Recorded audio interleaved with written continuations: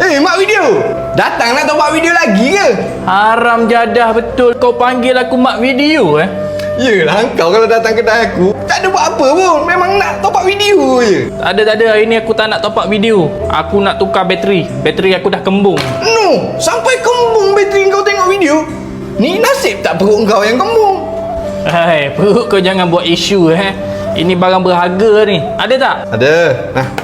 Nah, Ini baru betul. Boleh lah yang lama sikit.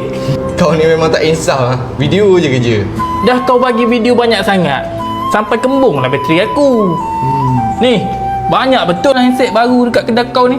Adalah sikit-sikit. Ni semua rezeki daripada kau juga. Kau datang top up video dengan aku buat modal beli set baru. Oh, aku yang banyak menyumbang ke arah ni.